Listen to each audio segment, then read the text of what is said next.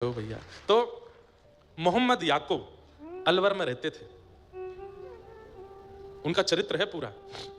पिताजी एक हॉस्पिटल के हेड बन गए थे अजमेर में, तो पिताजी ज्यादातर अजमेर रहते थे, कभी कभी अलवर आते थे। इनकी माताजी जो थी वो भी मुस्लिम थी, लेकिन जैसे बच्चों को कईयों को नॉवल पढ़ने का शौक होता है, किताब पढ़ने का शौक होता है, इनकी माँ ने भी बचपन में कई किताबें पढ़ी और पढ़ते पढ़ते उनके हाथ रामचरितमानस पढ़ गए। और उन्होंने जब मानस जी को पढ़ा, तुलसीदास जी के कृत मानस जी को, तो इतना मन लगा, उसको पढ़ती रही। इनके पिता ने, माँ ने, सबने डांटा, तेरा ब्याह होने वाला, ये छोड़ दे। ये छुपा करके मानस जी अपने घर ले आई और अपने पति से छिपके पढ़ती थी। लेकिन जब पति की नौकरी लग गई अजमेर में, तो ये बड़ी खुश, पूरे दिन मानस जी पढ़ती थी। तब इनको किसी ने कह दिया कि तुमने मानस जी पढ़ ली, अब एक बार वाल्मीकि रामायण भी पढ़ो। अब वाल्मीकि रामायण संस्कृत में है, उसकी हिंदी टीका तो है नहीं, उस समय नहीं थी। तब मोहम्मद याकूब ये डॉक्टरी की पढ़ाई कर रहे थे अलवर में। तब इन्होंने अपने पुत्र से एक दिन कहा, बोले तुम पढ़ने में इतने अच्छे हो, जो चाहते हो वो पढ़ लेते हो, अपनी माँ की एक इच्छा पूरी करोगे? बोले कहिए ना माँ, मैं क्या करूं?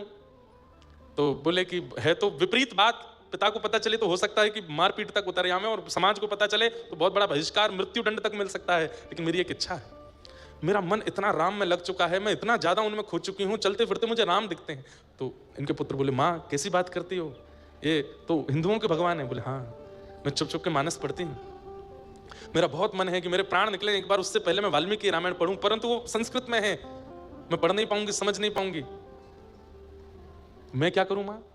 बोले तुम पढ़ने में बहुत अच्छे हो, तुम जल्दी जल्दी याद कर लेते हो, तुम संस्कृत पढ़ लो, और संस्कृत की विद्या अध्ययन करके, संस्कृत सीख करके तुम मुझे वाल्मीकि रामायण रात में छुप करके कमरे में बैठ के सुनाओ, जब जब पिता नहीं रहेंगे तो मैं वाल्मीकि रामायण सुनूं, मेरी एक अंतिम इच्छा है। तो मोहम्मद याकूब बोले, मां मुझे पढ़ाएगा कौन संस्कृत? पूरे नगर के ब्राह्मणों के पास गए, सबने कहा तुम मांस मदिरा का सेवन करने वाले हो, मुस्लिम हो, तुमको हम संस्कृत नहीं पढ़ाएंगे। तो माँ ने कहा, बेटा मेरे लिए इतना नहीं करेगा? बोले क्या? तू छोड़ दे मांस मदिरा, नहीं खाया कर।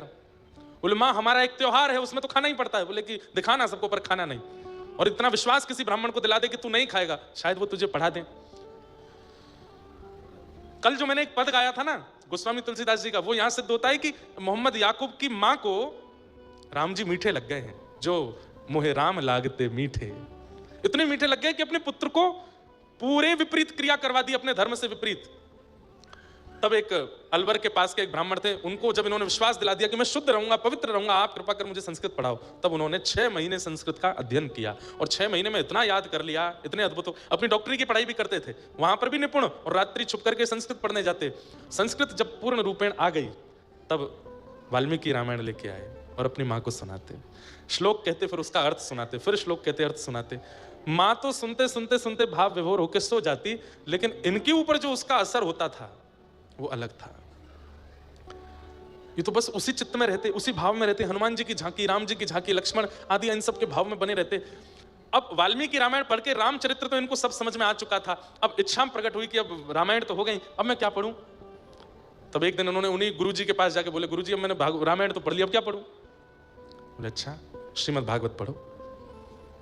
और जैसे ही श्रीमद् भागवत प्रदान की, प्रथम द्वितीय तृतीय चतुर्थ पंचम षष्ठम सप्तम अष्टम नवम, और जैसे ही 10वें स्कंद में पहुंचे और गोपी गीत का पाठ किया है, गोपी गीत का पाठ करते ही मेरो मन गिरधर छवि पे अटक्यों, सजल श्याम घन वरण लीन है, फिर चित अनंत न भटक्यो, मेरो मन गिरधर छवि पे अटक्यों। अब तो अलवर में दिखने वाली पहाड़ियां इनको गिरिराज जी दिखने लगे, अलवर में दिखने वाले सरोवर राधा कुंड कृष्ण कुंड लगने लगे, बहनी वाली नदियां यमुना जी लगने लगी, और दिखने वाला हर श्याम वर्ण का व्यक्ति कृष्ण लगने लगा।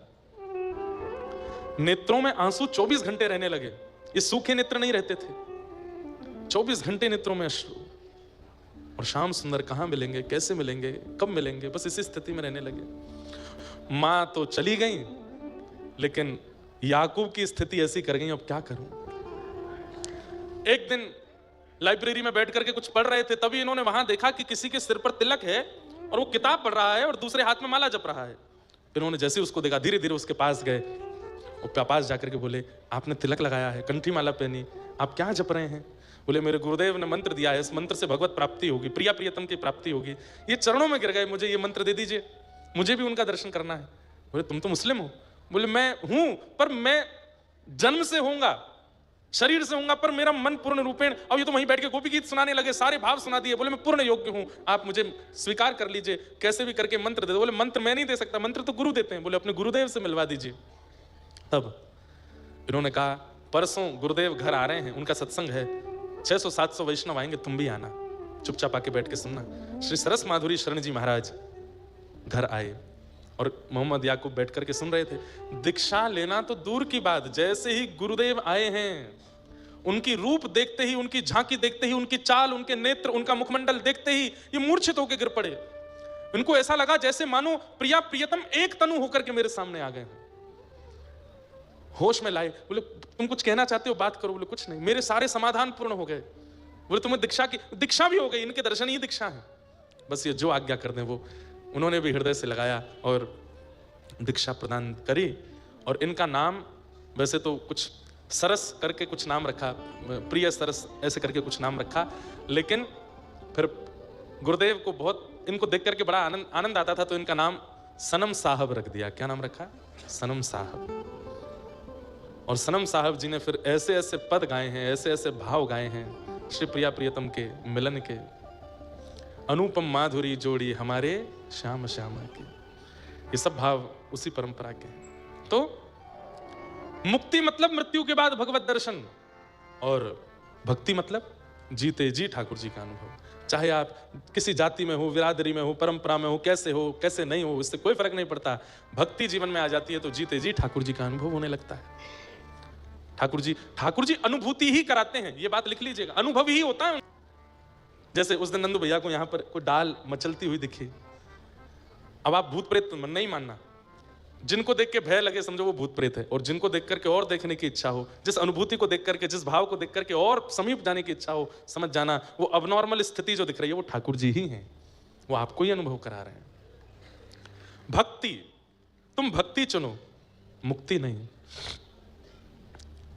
श्री परीक्षित जी महाराज ने तुरंत सुखदेव जी के चरणों में प्रणाम किया और प्रणाम करते हुए कहा भगवान अब मुझे मुक्ति की याचना नहीं है, क्या करें? समीचीनम बचो ब्रह्मन् सर्वज्ञस्य त्वानघ।